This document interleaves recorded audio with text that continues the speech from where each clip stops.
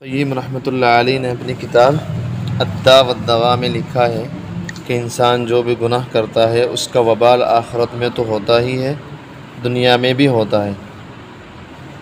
مثال کے طور پہ نیکی سے محرومی گناہوں کی یہ تاثیر ہے کہ آدمی کا دل نیکی کرنے کو نہیں چاہتا، نماز کو نہیں چاہتا، تلاوت کو جی نہیں چاہتا، شریعت پر عمل کرنا بوجھ محسوس ہوتا ہے۔ ایک اثر گناہوں کا یہ بھی ہے کہ دل پر بوجھ محسوس ہوتا ہے، دل بے چین ہوتا ہے۔ چنانچہ جو لوگ روگ پال لیتے ہیں ان کو دن میں اطمینان ہوتا ہے، نہ راتوں میں نیند آتی ہے۔ سمجھ گئے حضرت کیا کہنا چاہتے ہیں؟ جو لوگ روگ پال لیتے ہیں، روگ کون سا؟ عشق کی بیماری کا روگ۔ ہر وقت وہ بیچارے موبائل پہ لگے رہیں، پھر ہر وقت انہیں میسیجوں کا انتظار رہے۔ جو فرما رہے ہیں جو لوگ روگ پال لیتے ہیں ان کو دن میں اطمینان ہوتا ہے، نہ راتوں میں نیند آتی ہے، ہر وقت دل بے چین ہوتا ہے، ایسا لگتا ہے کہ سکون تو ان سے روٹ ہی گیا۔ گناہوں کا ایک نقصان یہ ہوتا ہے کہ دعائیں قبول نہیں ہوتی۔ گناہوں کا ایک اثر یہ بھی ہوتا ہے کہ دعائیں قبول نہیں ہوتی۔ چنانچہ کتنے لوگوں کو ہم نے دیکھا جو یہ کہتے ہیں کہ جی اللہ تو ہماری سنتا ہی نہیں، حالانکہ اللہ تعالیٰ تو سب کی سنتے ہیں، لیکن ہر بات کو پورا کرنا اور ماننا یہ الگ بات ہے۔ ہم اپنی زندگی میں یہ دیکھتے ہیں کہ اگر کوئی بیٹا اپنے باپ کو ناراض کر لے تو اس کے بعد وہ فرمائش بھی کرتا رہے، باپ اس کی بات سنی انسنی کر دیتا ہے۔ کیا کر دیتا ہے؟ سنی انسنی۔ اسی طرح جو بندہ اپنے رب کو ناراض کرتا ہے اللہ تعالیٰ ان کی دعاؤں کو سنی انسنی کر دیتے ہیں۔ گناہوں کا ایک اثر یہ بھی ہوتا ہے کہ نعمتیں ختم ہونا شروع ہو جاتی ہیں، اللہ تعالیٰ نعمتوں کو چھین لیتے ہیں۔ جو نعمتیں اللہ تعالیٰ دیتے ہیں وہ واپس چلی جاتی ہیں، عزت کے بجائے ذلت ہوتی ہے، پریشانیاں ہوتی ہیں، کام ادھورے ہوتے ہیں، کوئی کام بھی پورا نہیں ہوتا، جس کام میں ہاتھ ڈالو وہ کام ادھورا۔ یہ سب گناہوں کے اثرات ہوتے ہیں۔ ان گناہوں کے اثرات سے بچنے کا ایک ہی طریقہ ہے کہ انسان اللہ تعالیٰ کے سامنے سچی توبہ کرے۔ اللہ تعالیٰ ارشاد فرماتے ہیں یا ایھا الذین آمنوا توبوا الی اللہ توبۃ نصوحا، ایمان والو تم اللہ سے سچی توبہ کرو۔ توبہ کی شرطیں کیا کیا ہیں؟ توبہ کہتے ہیں ایک تو انسان گناہوں کو چھوڑ دے، دوسرا گناہوں پر شرمندہ ہو، تیسرے آئندہ گناہ نہ کرنے کا پکا ارادہ کر لے۔ اگر وہ گناہ حقوق العباد سے متعلق ہو تو ان حقوق کو واپس کرے یا معافی مانگے۔ مثلا کسی کا مال دبا لیا تھا، کسی کا قرض ہے، کسی کی جائیداد دبا لی تھی، وہ صرف معافی مانگنے سے معاف نہیں ہونے، سیدھا ہو کے بیٹھ جائے کہ اللہ تعالیٰ سے معافی مانگ لی۔ کسی کے 5-10 لاکھ دبا لیے تو اللہ تعالیٰ سے معافی مانگ لی، اس طرح تھوڑے معاف ہوں گے۔ اور دوسرے گناہ ہیں، بھائی کسی کی غیبت کر دی تھی، جھوٹ بول دیا تھا، وہ تو اللہ تعالیٰ معاف فرما دیں گے۔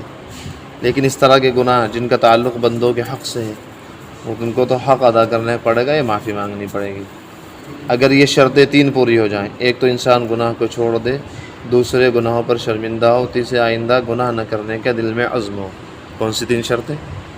ایک تو گناہ چھوڑ دے، دوسرے گناہوں پر شرمندہ ہو، تیسرے آئندہ گناہ نہ کرنے کی پختہ ارادہ ہو۔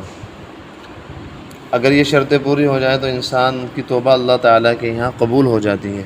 ایک شرط گناہ سے توبہ کی یہ بھی ہے کہ انسان اللہ کے ڈر کی وجہ سے گناہ چھوڑے۔ اگر کسی اور نیت کی وجہ سے گناہ چھوڑا تو اب وہ توبہ نہیں کہلائے گی۔ مثلا اس لیے گناہ چھوڑا کہ اب گناہ کا موقع ہی نہیں رہا تو اس کو بھی توبہ نہیں کہیں گے۔ اگر اس لیے گناہ چھوڑا کہ جی بیماری لگ سکتی ہے تو بھی توبہ نہیں ہے۔ اگر اس لیے گناہ چھوڑا کہ مال بہت خرچ ہوتا ہے تو بھی توبہ نہیں۔ مثلا ایک انسان جوا کھیلنے سے توبہ کرتا ہے کہ جی بہت نقصان ہوتا ہے، نقصان کی وجہ سے، پھر یہ توبہ نہیں کہلاتی۔ توبہ کہتے ہیں کہ انسان گناہوں کو اللہ تعالیٰ کے ڈر کی وجہ سے چھوڑ دے۔ توبہ کے بعد کرنے کے کام، یہ تو توبہ سے پہلے تھے۔ توبہ کرے تو اس کو چند کام کرنے چاہیے۔ جب کوئی آدمی توبہ کرے تو اس کو یہ کام کرنے چاہیے۔ پہلا کام برے دوستوں سے الگ ہو جائے۔ امام غزالی رحمۃ اللہ علیہ سے بلا لو، بھائی سے بھی بلا لو، لڑکے کو بلا لے، آ جاؤ بھائی۔ ہاں کوئی نہیں، کافی دیر سے کر رہے ہیں اور بعد میں کر لیں گے۔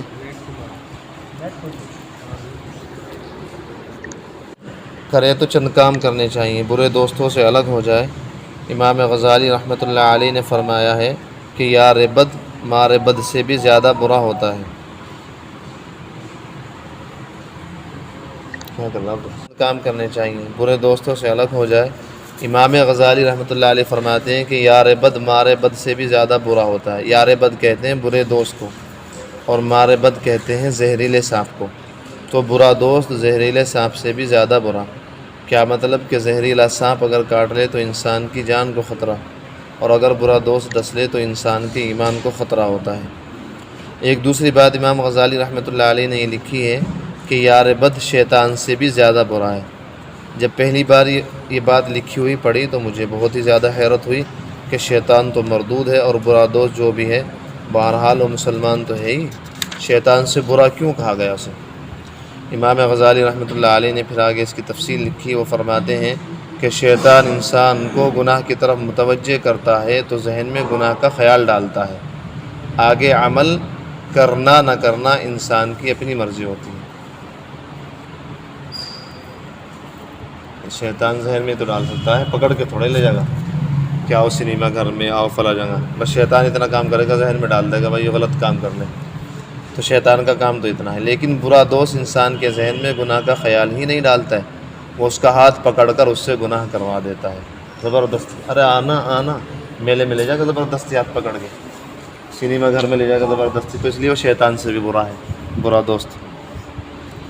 اس سے معلوم ہوا کہ برا دوست شیطان سے بھی زیادہ برا ہوتا ہے۔ جب تک انسان برے دوستوں کو نہیں چھوڑے گا اس کی توبہ پکی سچی نہیں ہوگی۔ اس کی مثال یوں سمجھیں، خدا نخواستہ اگر کسی کے توبہ کا ارادہ نہ ہو تو الگ بات ہے، توبہ کا ارادہ کر کے بیٹھو یہاں، الیاذ باللہ اگر توبہ کا ارادہ نہیں پھر تو بیکار ہے جو کچھ پڑھا جا رہا ہے۔ اگر ذہن میں ہے کہ ہمیں توبہ کرنی نہیں، ہمیں تو اسی طرح کرنا ہے جیسا رمضان سے پہلے زندگی گزر رہی تھی، اسی طرح تعلقات رکھنے لڑکیوں سے، اسی طرح الٹی سیدھی حرکتیں کرنی، پھر تو بیکار ہے یہ باتیں۔ تو جن کے لیے حضرت ان کے لیے فرما رہے جو توبہ کا ارادہ کر رہے ہیں۔ اس کی مثال یوں سمجھیں گے، اگر کوئی موتی گندی نالی کے اندر پڑا ہے، اب اس کو پاک صاف کرنے کے لیے اگر اس کے اوپر پانی ڈالنا شروع کر دیں تو آپ اگر 100 لیٹر پانی بھی ڈالیں گے تو پھر بھی گندے کا گندا رہے گا۔ نالی میں کوئی موتی پڑا، چاہے جتنا پانی ڈال دو اس پہ تو صاف تھوڑا ہی ہوگا وہ، کیونکہ نالی کا پانی پھر اس پہ آ جائے گا، اس لیے کہ وہ گندی نالی میں جو پڑا ہوا ہے۔ اگر گندی نالی میں سے نکال دیں تو ایک گلاس پانی ڈالنے سے بھی وہ صاف اور پاک ہو جائے گا۔ اسی طرح برے دوستوں کے ساتھ رہتے ہوئے انسان نیک نہیں بن سکتا، ان کو چھوڑنا پڑتا ہے، لہذا ان کو چھوڑے تو ایک دم پاک صاف ہو جائے گا۔ عجیب بات ہے کہ ہم اللہ تعالیٰ سے روزانہ وعدہ بھی کرتے ہیں، وتر کی نماز میں یہ دعا پڑھتے ہیں، جو دعائے قنوت جن کو یاد ہے وہ پڑھتے ہوں گے، وَنَخْلَعُ وَنَتْرُكُ مَن يَفْجُرُ، اے اللہ ہم نے چھوڑ دیا ان لوگوں کو جو تیرے نافرمان ہیں۔ رات کو نماز میں ہم اللہ تعالیٰ سے وعدہ کرتے ہیں اور دن ہوتا ہے تو ایسے ہی گندے دوستوں سے دوستی کر لیتے ہیں۔ تو توبہ کرنے والا بندہ برے دوستوں کو فوراً چھوڑ دے، ایک کام یہ کرے۔ دوسرا کام، توبہ میں تاخیر پر توبہ کرے، اور دوسرا کام یہ کرے کہ توبہ میں جو دیر ہوئی اس پر بھی توبہ کرے۔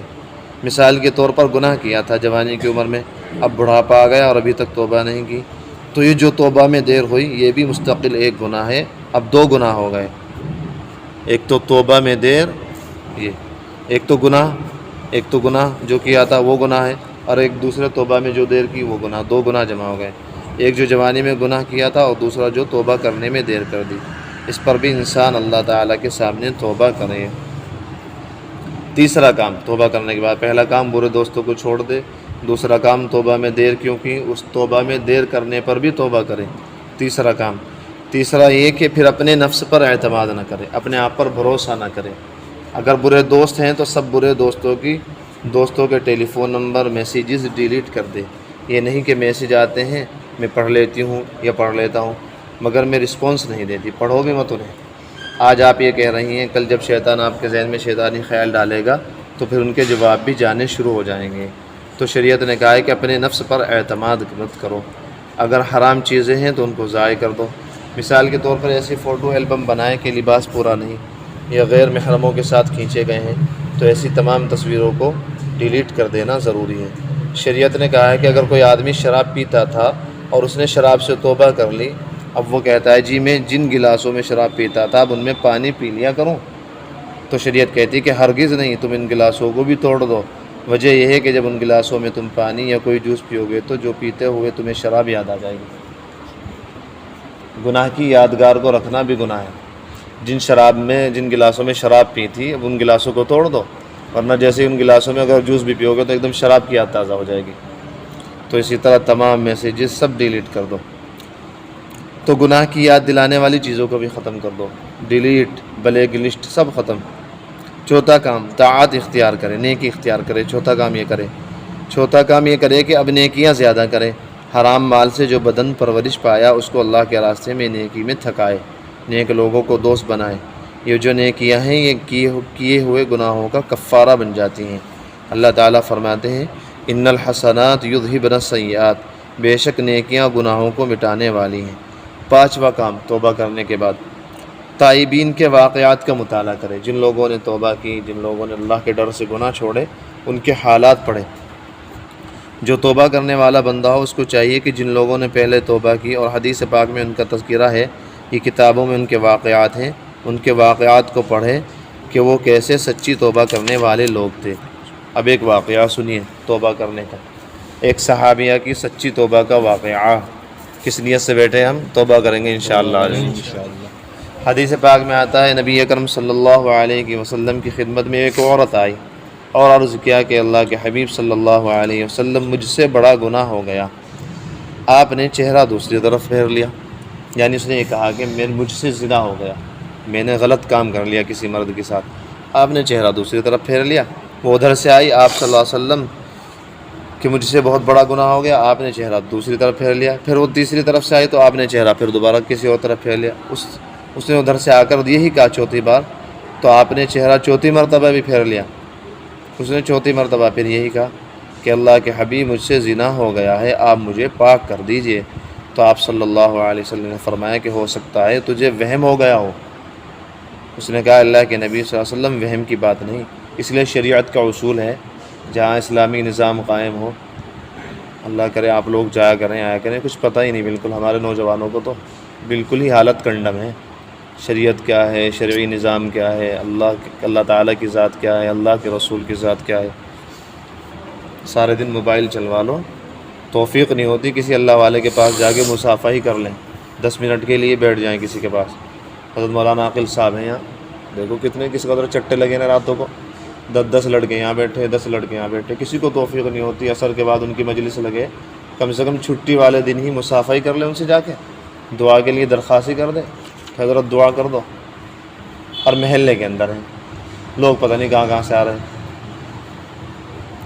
تو شریعت کا اصول ہی میں بتا رہا تھا کہ جب آدمی کوئی گناہ کر لے اور وہ قاضی کے پاس آئے، اگر شرعی نظام ہو، شرعی ملک ہو، شرعی عدالت ہو، اور وہ قاضی سے آ کے کہے کہ میں نے یہ گناہ کر لیا، مثلاً زنا کر لیا، تو شریعت کا اصول یہ ہے کہ اسے ٹلا دے کہ نہیں تم نے گناہ نہیں کیا ہوگا، ویسے ہی تمہیں وہم ہو گیا ہو۔ اللہ کے نبی کی حدیث سے ثابت ہے، اس لیے آپ صلی اللہ علیہ وسلم نے 5ویں دفعہ بھی یہ فرمایا، چوتھی مرتبہ، کہ نہیں تم نے زنا نہیں کیا ہوگا، وہم ہو گیا ہوگا تمہیں۔ تو اس نے کہا وہم کی بات نہیں، میں حاملہ ہوں، میرے پیٹ میں بچہ ہے اور آپ کے پاس آئی ہوں، مجھے پاک کر دیجیے۔ آپ صلی اللہ علیہ وسلم نے فرمایا اچھا تم جاؤ، اور جب تمہارے یہاں بچہ پیدا ہو جائے تو پھر تم میرے پاس واپس آنا۔ وہ صحابیہ واپس چلی گئی، وہ عورت، اسے راتوں کو نیند نہیں آتی، سکون نہیں تھا۔ یہ ہوتی ہے اللہ والوں کی خاص بات۔ اگر گناہ ہو بھی جائے خدا نخواست تو ضاقت علیہم الارض، ان پہ زمین تنگ ہو جاتی ہے۔ وہ سوچتی تھی کہ اگر اسی حال میں مر گئی تو میں اللہ کو کیا منہ دکھاؤں گی۔ چنانچہ جب بچے کی ولادت ہوئی، بچہ پیدا ہو گیا، تو ایک دن بچوں کو لے کر آئی، اللہ کے نبی بچہ پیدا ہو گیا، اب آپ مجھے پاک کر دیجئے، یعنی سزا دیجئے۔ شریعت میں زنا کی، بدکاری کی، حرام خوری کی جو سزا ہے، حرام کام کرنے کی، وہ سزا دے دیجئے۔ اب بتائیں کہ 9 مہینے کا وقت تھا، اگر وہ چاہتی تو اپنی بات سے پھر بھی سکتی تھی۔ شریعت میں یہ بھی اجازت ہے کہ کسی آدمی نے اگر اپنے گناہ پر اقرار کر لیا اور وہ بعد میں پھر گیا تو ٹھیک ہے، پھر گیا، اب اس پہ زور نہیں ڈالنے۔ مثلا کسی نے آگے اقرار کیا قاضی کے سامنے، شرعی عدالت میں، مسلمان قاضی کے سامنے کہ جی میں نے چوری کر لی یا زنا کر لیا، اب اس نے اسے ٹلا دیا کہ نہیں، پھر اس نے اقرار کر لیا، تو بعد میں اگر انکار کر دے تو اس کے بعد معتبر ہے، ہاں ٹھیک ہے۔ اگر وہ کہتے کہ نہیں جی میں نے تو ویسے ہی کہہ دیا تھا، زنا نہیں ہوا میرے سے، تو قاضی یہ کہے گا ٹھیک ہے آپ جائیے، آپ سے۔ اگر وہ چاہتی تھی تو 9 مہینے تک انتظار کرنا پڑا، 9 مہینے کے بعد منہ کر جاتی کہ نہیں مجھ سے کچھ نہیں ہوا۔ اگر وہ چاہتی کسی دوسرے شہر میں چلی جاتی، اگر وہ چاہتی اور کوئی بہانہ کر لیتی، مگر نہیں، ان کے دل میں ایک آگ لگی ہوئی تھی، ان کو یہ احساس ہو گیا تھا کہ جو کام میں نے کیا وہ بہت برا ہے، اور میں اپنے اللہ کے سامنے قیامت کے دن شرمندہ نہیں ہونا چاہتی۔ اس کو یہ پتہ چل گیا تھا کہ اللہ تعالیٰ زنا کار سے ناراض ہوتے ہیں، اور زنا کار آدمی جب تک سچی توبہ نہ کرے وہ پاک نہیں ہوتا۔ امام شافعی رحمۃ اللہ علیہ بہت بڑے امام اس امت کے، اب سے تقریباً 1000 سال پہلے 1200 سال پہلے گزرے ہیں۔ ایک امام وہ بھی ہیں، 4 امام ہیں جن کے فقہ پر مسائل پر عمل کیا جاتا ہے۔ ایک ان میں سے امام شافعی، بہت بڑے امام، 12 سال کی عمر میں فتویٰ دینا شروع کر دیا تھا۔ 12 سال کی عمر میں مسجد میں بیٹھتے تھے، اور بڑے بڑے علماء، بڑے بڑے مشائخ، جوان بوڑھے سب ان کے درس میں شریک ہوتے تھے۔ بہت بڑے امام گزرے ہیں، بہت بڑے اللہ والے۔ انہوں نے لکھا ہے کہ زنا ایک قرض ہے، اگر تم کسی عورت سے زنا کرو گے تو تمہارے گھر کی عورتوں سے بھی ضرور زنا کیا جائے گا، بچ نہیں سکتے۔ یہ قرض ہے، اللہ تعالیٰ اس کو ادا کروا کے رہیں گے۔ اگر تم نے کسی دوسرے کی عورت کے ساتھ غلط کام کیا تو تمہاری بہن، تمہاری بیوی، تمہاری بیٹی کسی نہ کسی کے ساتھ غلط کام ہوگا۔ اس کو سوچ کے ذہن میں رکھنا چاہیے نوجوانوں کو۔ کیا کر رہے ہیں؟ بس یہ سوچتے ہیں کہ کچھ ہونا ہی نہیں۔ اب دیکھو یہ قرض ہے، اللہ تعالیٰ اس کو اترواتے ہیں ضرور۔ اب ہم خدا نخواستہ اگر کوئی ہماری بہن کی طرف نظر اٹھا کے بھی دیکھ لے گندی، تو دل چاہتا ہے اسے گلا کاٹ دو، اور ہمیں کوئی پرواہ نہیں، ہم دوسروں کی بہنوں کی طرف دیکھتے رہیں، ان سے باتیں کرتے رہیں، ان کے ساتھ غلط کام کرنے کی سوچتے رہیں، اس کی کوئی پرواہ نہیں۔ تو یہ قرض ہے، اس کو اللہ تعالیٰ اترواتے ہیں۔ تو خیر، وہ صحابی رضی اللہ عنہ جانتی تھیں کہ قیامت کے دن جب زنا کار عورت اللہ کے سامنے پیش ہوگی تو حدیث پاک کا مفہوم ہے اللہ تعالیٰ اپنا چہرہ انور کو گھما لیں گے۔ زنا کار آدمی کی طرف اللہ تعالیٰ دیکھیں گے بھی نہیں، ایسے چہرہ پھیر لیں گے، یوں اس کی طرف نہیں دیکھیں گے۔ تو یہ کتنی بڑی سزا ہوگی۔ اللہ تعالیٰ عورت کو اس لیے نہ دیکھیں کہ تم نے اپنا چہرہ غیر محرم کو دکھایا تھا۔ اور یہ بھی ہے کہ زنا کار عورت جو اللہ کے سامنے پیش کی جائے گی تو ایک ہوا کا جھونکا آئے گا اور ساری مخلوق کے سامنے اس کے جسم پر جو کپڑے ہوں گے اتر جائیں گے۔ اتنی ذلت اس لیے ملے گی کہ یہ غیر محرم کے سامنے اپنے کپڑے اتارتی تھی۔ پھر ایک اور بات جو حدیث پاک میں فرمائی گئی ہے کہ اس عورت کو جب جہنم کے اندر پھینکا جائے گا، جس طرح آپ نے ہوٹلوں کے اندر دیکھا چکن پیس روسٹ ہو رہے ہیں، دیکھا نہیں؟ اب تم تو ماشاءاللہ خوب جاؤ وہاں کل کمبوان پہ، کس طرح تلتے رہے وہ مرغا، اس کے پیس بنا کے کس طرح تلتے رہے، نیچے آگ جلتی رہے اور تلتے رہے، تو اسی کو فرما رہے ہیں۔ اسی طرح جہنم کے اندر عورت کو پستانوں کے ذریعے، چھاتی کے ذریعے لٹکا دیا جائے گا، اسی طرح وہ بھی چلے گی۔ چلو خیر اس عورت کا کیا ہوا آگے وہ سنیے۔ تو صحابیہ رضی اللہ عنہ جانتی تھیں کہ یہ سب تکلیفیں مجھے جہنم میں دی جائیں گی، اس لیے مجھے دنیا میں پاک ہونا ہے۔ اس کو پتہ تھا کہ میں جب گناہ کا اقرار کروں گی تو مجھے رجم کیا جائے گا۔ شریعت کا قانون یہ ہے کہ اگر شادی شدہ مرد زنا کر لیں تو ان کو رجم کیا جائے۔ کیا کیا جائے؟ رجم۔ کھلے میدان میں ہزاروں آدمیوں کے سامنے پتھر مار کر ہلاک کر دیا جائے، یہ رجم کہلاتا ہے۔ ایک سزا اس طرح جاری ہو جائے تو کسی ماء کلال کی ہمت نہیں زنا کر لے گا، یہ ہے شرعی نظام۔ ایک دفعہ چور کے ہاتھ کاٹ دیے جائیں تو پورے علاقے میں چوری نہیں ہو سکتی۔ تو خیر، مردوں کے مجمع کے اندر مجھے گڑھا کھود کر آدھا زمین کے اندر دھسا دیا جائے گا اور اوپر کے آدھے جسم پر پتھر مارے جائیں گے۔ کوئی پتھر میرے سر پر لگے گا، کوئی منہ پر، سب پتہ تھا انہیں کتنی دردناک موت ہوتی ہوگی، لیکن وہ جانتی تھیں کہ یہ میرے لیے آسان ہے قیامت کے دن ساری مخلوق کے سامنے ذلت ہونے سے اور اللہ تعالیٰ کے ناراض ہونے سے۔ سوچیے تو صحیح، اتنی مدت میں وہ عورت اپنی بات سے پھر سکتی تھی۔ اس کی وجہ کیا تھی؟ اس کو یقین تھا کہ اس کے گناہ کی وجہ سے آخرت کی ذلت بہت بڑی ہے، دنیا کی ذلت چھوٹی ہے۔ پھر وہ 1-1.5 سال بچے کو پالتی رہی۔ آپ صلی اللہ علیہ وسلم نے فرمایا جب وہ بچوں کو لے کے آئی کہ بچوں کو دودھ پلاؤ، جب اس کا دودھ چھوڑ جائے گا پھر دوبارہ آنا۔ اب 1-1.5 سال بچوں کو پالتی رہی، پھر بچے کو لے کر آئی۔ اس بچے کے ہاتھ میں روٹی کا ٹکڑا تھا، کہنے لگی اللہ کے حبیب اب بچے نے روٹی کھانا شروع کر دی، میں اپنی ذمہ داری سے فارغ ہو گئی۔ آپ صلی اللہ علیہ وسلم نے صحابہ سے فرمایا اس عورت کو رجم کر دیا جائے۔ چنانچہ لوگ جمع ہو گئے، عورت کو پتھر مارنے لگے۔ حدیث پاک میں آتا ہے ایک صحابی نے جب اسے پتھر مارا تو انہوں نے کوئی بات کہہ دی کہ تو نے بہت برا کام کیا، یہ کچھ اور کہہ دیا کہ عورت بہت گندی ہے۔ تو آپ صلی اللہ علیہ وسلم نے صحابی کو منع کر کے کہا کہ میرے صحابہ اس عورت کو یہ بات مت کہو، لقد تاب توبۃ لو تابها صاحب مکس لغفر له، اس عورت نے ایسی توبہ کی ہے اگر یہ توبہ لوگوں سے ناحق مال غصب کرنے والا کرتا تو اس کی بخشش کر دی جاتی۔ اور ایک حدیث میں فرمایا کہ اس عورت نے ایسی توبہ کی کہ اگر مدینے کے سارے گنہ گاروں پر وہ توبہ بانٹ دی جائے تو سارے گناہ گاروں کی مغفرت ہو جائے۔ اتنی زبردست توبہ اس عورت نے کی۔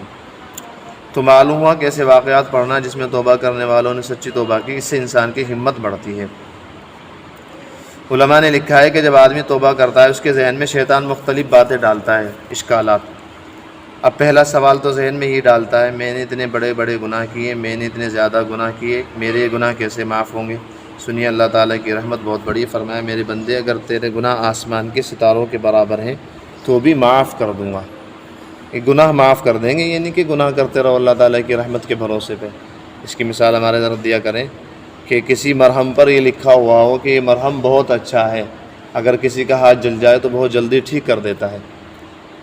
اب کوئی بے وقوف آدمی، اعلیٰ سے اعلیٰ درجے کا بے وقوف بھی یہ نہیں کرے گا کہ لاؤ بھائی مرہم کو آزمانے کے لیے ہاتھ جلا دو، علاؤ الدین کر دے گا اس طرح، مرہم کو آزمانے کے لیے ہاتھ جلا دو، پھر اس پہ ہاتھ پہ لگاؤں گا تو دیکھوں گا، تجربہ کروں گا کیسا اچھا ہے۔ تو اسی طرح توبہ بھی ایمرجنسی مرہم ہے۔ توبہ کی بنیاد پر گناہ کرنا یہ ایسی بے وقوفی ہے کہ اللہ تعالیٰ تو معاف کر ہی دیں گے۔ تو یہ سنیے، آپ آخری واقعہ سنیے۔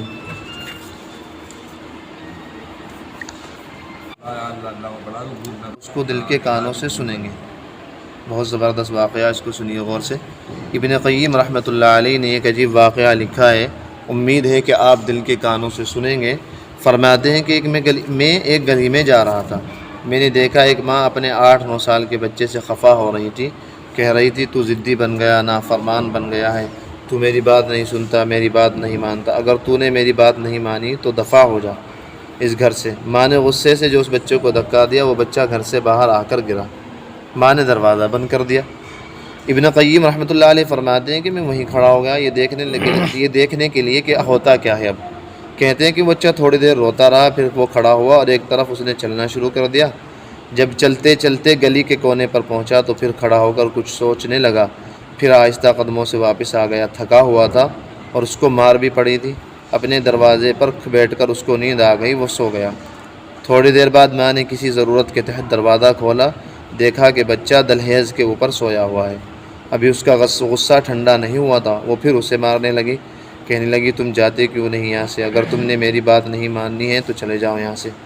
جب ماں نے اس کو دوبارہ ڈانٹ ڈپٹ کی تو وہ دوبارہ اٹھا، اس کی آنکھوں میں آنسو تھے۔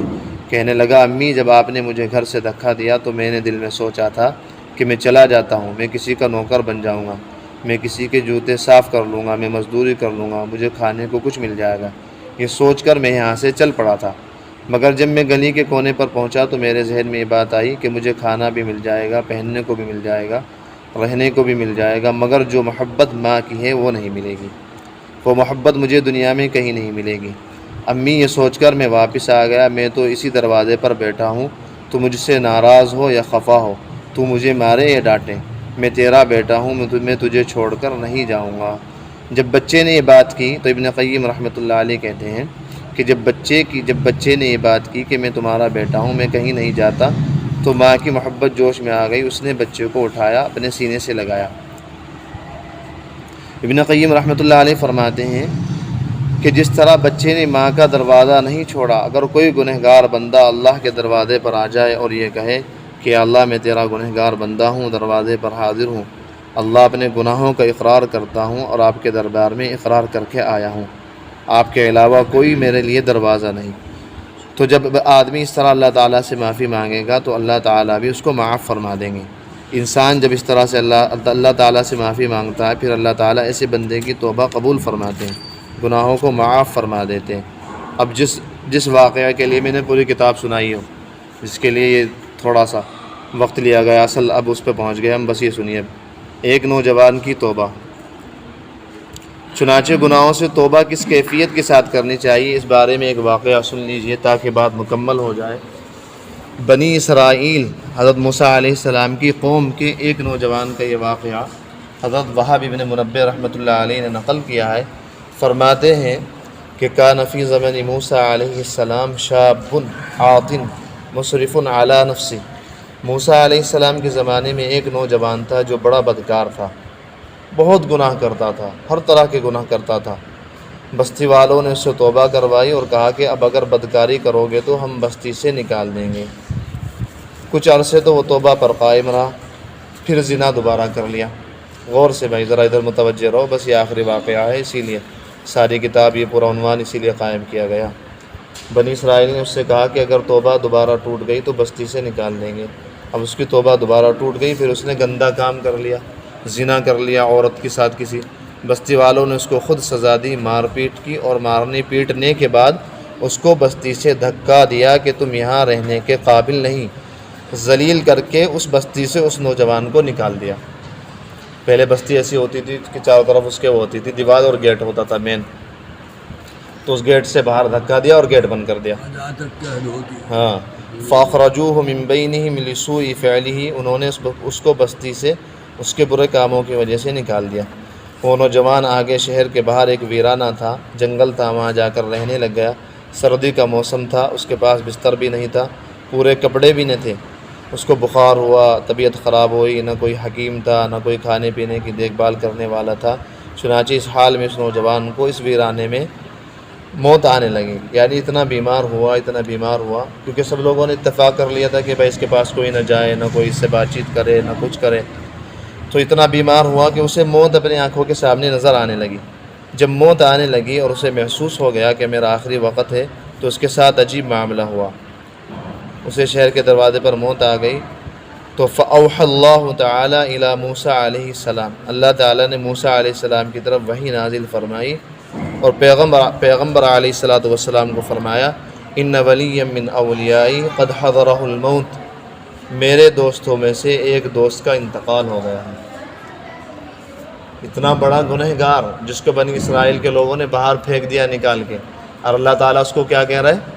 ان ولیّ من اولیاء قد حضرہ الموت، موسیٰ میرے ایک دوست کا انتقال ہو گیا ہے، فاحضرہ وغسلہ وصلی علیہ، آپ وہاں پر جائیے، اس کو غسل دیجیے اور اس کی نماز جنازہ پڑھیے۔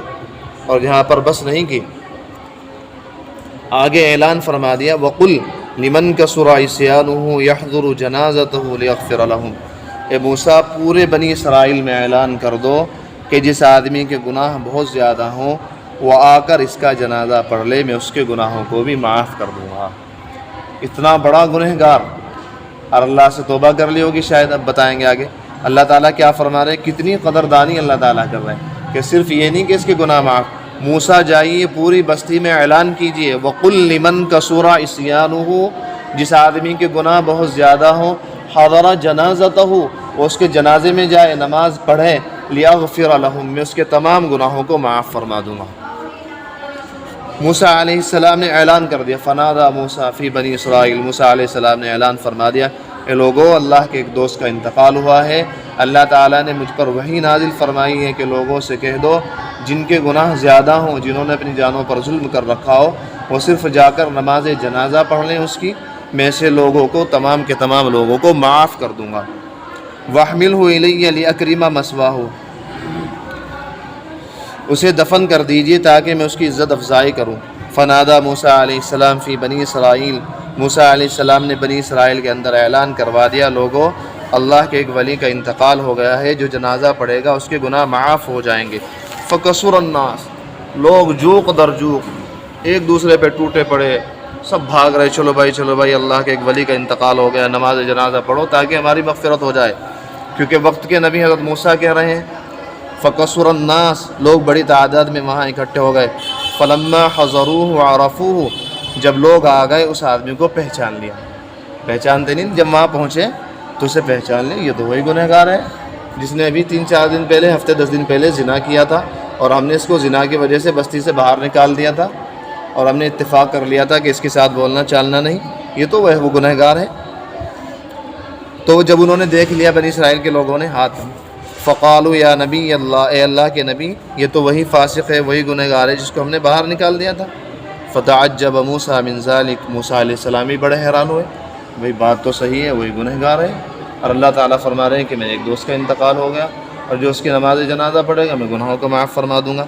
فاوحى اللہ الیہ، تو اللہ تعالیٰ نے موسیٰ علیہ السلام کی طرف وحی نازل فرمائی۔ حضرت موسیٰ نے اللہ تعالیٰ سے پوچھا کہ معاملہ کیا ہے، یہ تو فاسق فاجر آدمی، آپ یہ فرما رہے ہیں؟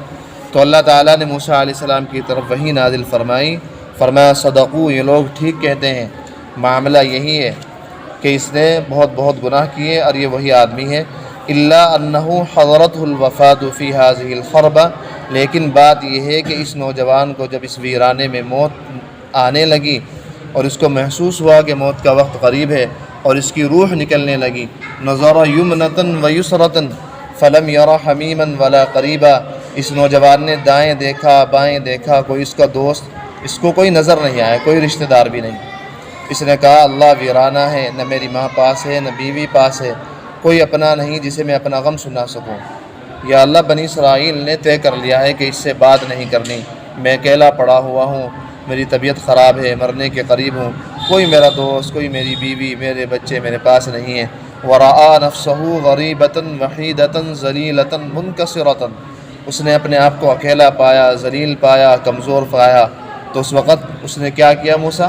فرفع بصرہ الی، اب اس نے میری طرف دیکھا، آسمان کی طرف نظر اٹھائی اور کہا الہی عبد من عبادک، اللہ میں بھی آپ کا ایک بندہ ہوں، گناہ کرنے کی وجہ سے میں آپ کے بندوں کی لسٹ سے نکلا تو نہیں، سب لوگوں نے مجھے چھوڑ دیا، میں یہاں اکیلا پڑا۔ فرفع بصرہ الی، اس نے میری طرف دیکھا یعنی آسمان کی طرف، کہنے لگا الہی عبد من عبادک غریب فی بلادک، اللہ میں بھی آپ کا ایک بندہ ہوں، گناہ کرنے کی وجہ سے میں آپ کے بندوں کی فہرست سے نہیں نکلا۔ لو علمت ان عذابی یزید فی ملکک، اگر مجھے معلوم ہو جاتا کہ مجھے عذاب دینے سے آپ کی عزت بڑھ جائے گی، آپ کی شان بڑھ جائے گی، اور مجھے معاف کرنے سے آپ کی عزت گھٹ جائے گی، واللہ واللہ لما سألتک المغفرہ، تو میں آپ سے مغفرت کا سوال نہ کرتا۔ اگر مجھے معلوم ہو جاتا مجھے معاف کرنے سے آپ کی عزت میں کمی آ جائے گی اور عذاب دینے سے آپ کی عزت بڑھ جائے گی، تو فرماتے ہیں واللہ ما سألتک المغفرہ، تو میں آپ سے کبھی بھی مغفرت نہ مانگتا۔ ولیس لی ملجأ ولا رجاء الا انت، اللہ سب نے چھوڑ دیا، سب نے طے کر لیا، بنی اسرائیل میں باتیں ہو رہی ہیں کہ اس آدمی کی مغفرت ہی نہیں ہوگی، سب نے طے کر رکھا ہے اللہ تیرے سوا میرا کوئی ٹھکانہ نہیں، میری کوئی امیدگاہ نہیں۔ اور میں نے سنا ہے کہ موسیٰ علیہ السلام پہ آپ نے وحی نازل فرمائی ہے انی انا الغفور الرحیم، کہ میں بہت زیادہ معاف کرنے والا ہوں، گناہوں کو بخشنے والا ہوں۔ اب اللہ تعالیٰ فرما رہے کہ دیکھو موسیٰ اس نے مجھ سے اس طرح سوال کیا، اس طرح میری رحمتیں دے دے کر یہ مجھ سے سوال کر رہا تھا۔ یا موسیٰ فکان یحسن بی ان اردہ، اے موسیٰ کیا یہ مجھے بات سجتی تھی کہ وہ مجھے میری رحمت کے سوال دے دے کر مجھ سے معافیہ مانگ رہا تھا اور میں اس کو معاف نہ کرتا؟ وہو غریب علی ہذہ الصفہ، اور وہ بے وطن تھا، اس نے میری رحمت کے مجھے واسطے دیے، میرے سامنے گڑ گڑایا اور خود رویا۔ موسیٰ تم تو سوچ رہے ہو کہ اس کی مغفرت کیسے ہوئی؟ فبعزتی و جلالی، میری عزت کی قسم، میرے جلال کی قسم۔ کون کہہ رہے ہیں؟ اللہ تعالیٰ۔ موسیٰ تم سوچ رہے ہو کہ اس گنہگار کی مغفرت کیسے ہو گئی؟ آگے سنیے، فبعزتی و بجلالی، میری عزت کی قسم، میرے جلال کی قسم، لو سألنی فی المذنبین من اہل الارض جمیعا لوہبتہم لذل غربتہ، میری عزت کی قسم، میرے جلال کی قسم، اگر مجھ سے ایک دفعہ یہ کہہ دیتا اگر یہ کہ یا اللہ پوری دنیا کے گناہ گاروں کو معاف کرنا ہے، تو میں پوری دنیا کے گناہ گاروں کو معاف کر دیتا اس ایک گناہ گار کی وجہ سے۔ یا موسیٰ، اے موسیٰ، اللہ دیکھیے کہ اگر مجھ سے ایک بار یہ کہہ دیتا کہ یا اللہ مجھے آپ کو تمام گناہ گاروں کو معاف کرنا ہے، تو میں اس عاجزی کی وجہ سے، اس رونے دھونے کی وجہ سے، اور اس نے جو توبہ کی ہے اس کی وجہ سے میں دنیا کے تمام گناہ گاروں کو معاف فرما دیتا۔ اللہ اکبر، اللہ تعالیٰ کتنے کریم ہیں آپ، اتنا بڑا گنہگار جسے لوگ بستی سے نکال دیں، اگر وہ موت سے پہلے آپ کے سامنے ایک لمحے پہلے بھی فریاد کر لیتا ہے، آپ فرماتے ہیں اتنی اچھی اس نے فریاد کی کہ ساری دنیا کے گناہ گاروں کی بخشش کا سوال کرتا تو میں ساری دنیا کے گناہ گاروں کو معاف فرما دیتا۔ پھر اللہ تعالیٰ نے فرمایا یا موسیٰ انا کہف الغریب و حبیبہ و راحمہ، اے موسیٰ جس کا کوئی نہیں ہوتا اس کا میں ہوتا ہوں، جس کا کوئی دوست نہیں ہوتا اس کا میں دوست ہوتا ہوں، اور جس کو کوئی پوچھنے والا، کوئی علاج کرنے والا نہیں ہوتا اس پر علاج کا علاج میں کرتا ہوں، اس پر رحم میں کرتا ہوں۔ ہم توبہ کرتے ہیں جب اللہ تعالیٰ آپ اتنے کریم ہیں، اتنے مہربان ہیں کہ ایک گنہگار کو اپنے دوستوں کی فہرست میں شامل فرما دیتے ہیں، تو ہمیں چاہیے کہ آج کی اس مجلس میں ہم اپنے سارے گناہوں سے معافی مانگیں۔ اللہ ہمارے گناہوں کو معاف فرما دیجئے، قیامت کے دن کی ذلت سے محفوظ فرما دیجئے۔ اللہ ہم سے تو دو بندوں کے سامنے کی ذلت برداشت نہیں ہوتی، قیامت کے دن ساری مخلوق کے سامنے ذلت کیسے برداشت ہوگی؟ اللہ ہم سے تو چند کلو وزن نہیں اٹھایا جاتا، قیامت کے دن پہاڑوں کے برابر گناہوں کا وزن ہم کیسے اٹھائیں گے؟ اللہ ہم سے تو دنیا کی دھوپ کی گرمی برداشت نہیں ہوتی، قیامت کے دن تیری جہنم کی گرمی کہاں برداشت کریں گے؟ دھوپ تیز ہو تو بھاگے بھاگے پھرتے ہیں، ایسیوں میں بھی چین نہیں آتا۔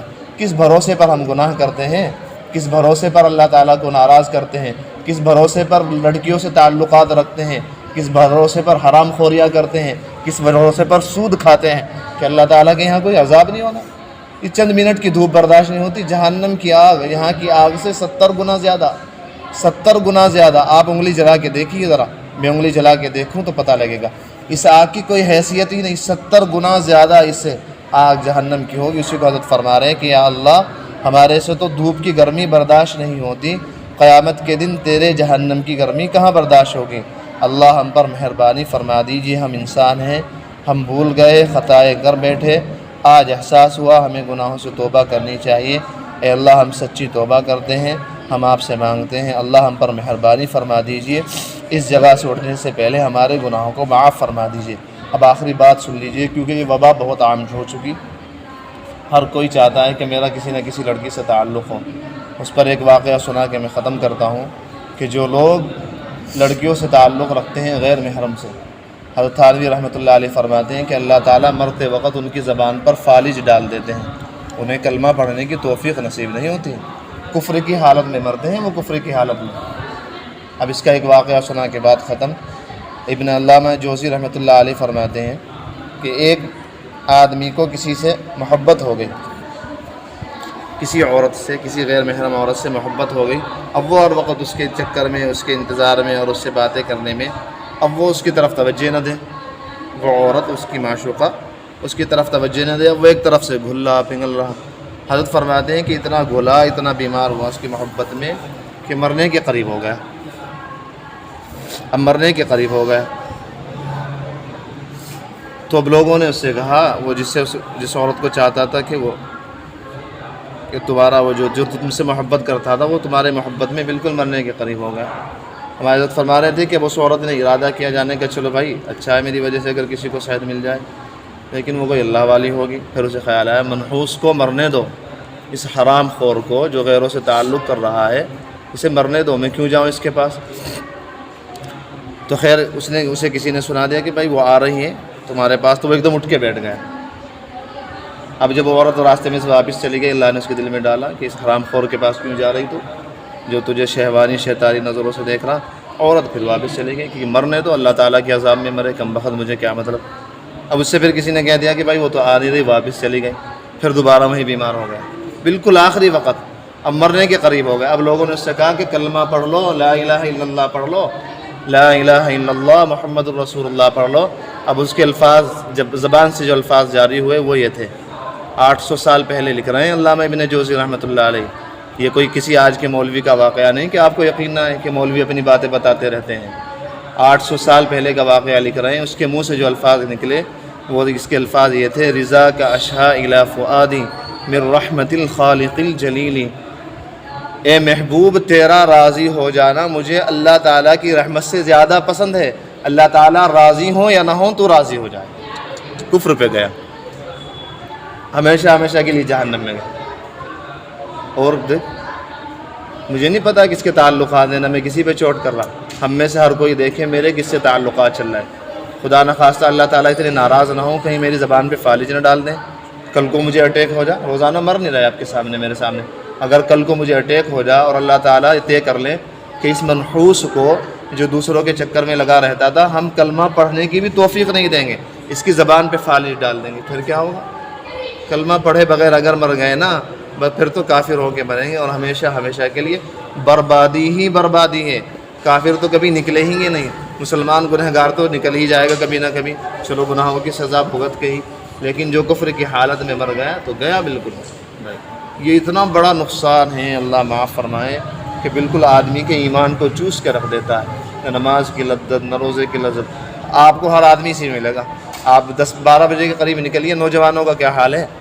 2 ادھر کھڑے ہوں گے، وہاں دار جدید کے پاس 5 وہاں کھڑے ہوں گے، ایک اس فاصلے سے ایک اس فاصلے پہ، ہر کسی کے پاس موبائل۔ 2 اس طرف نالے پہ کھڑے ہوں گے، 3 ادھر کھڑے ہوں گے، 5 ادھر کھڑے ہوں گے، بالکل بیڑا غرق ہوا پڑا۔ انہیں پتہ ہی نہیں کہ ہمارا ایمان کتنا خطرے میں ہے۔ علی معرض الخطر، اگر اللہ تعالیٰ کو غصہ آ گیا تو ہمارا ایمان ہی ختم ہو جائے گا، کفر پر خاتمہ ہوگا۔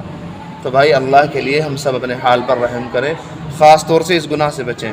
بالکل مر جائیں، طے کر لیں کہ جن لوگوں کا تعلق چل رہا تھا، یہ طے کر لیں کہ اگر تعلق نہیں کرنا انشاءاللہ، چاہے مر جائیں گے، زیادہ زیادہ اتنا ہی تو ہوگا۔ بھائی جن لوگوں کا تعلق چل رہا تھا، شیطان بہت ڈالے گا زور کہ دوبارہ بات کرو، دوبارہ میسیج کرو، دوبارہ ملاقات کرو، نہیں، ذہن میں 2 ڈالیں کہ اللہ تعالیٰ کہیں ناراض نہ ہو جا، کہیں کافر ہو کر نہ مرے ہم۔ اللہ تعالیٰ ہم سب کو اس سے، خاص طور سے اس گناہ سے بچنے کی توفیق عطا فرمائے۔ وآخر دعوانا الحمد للہ رب العالمین۔ بات ختم۔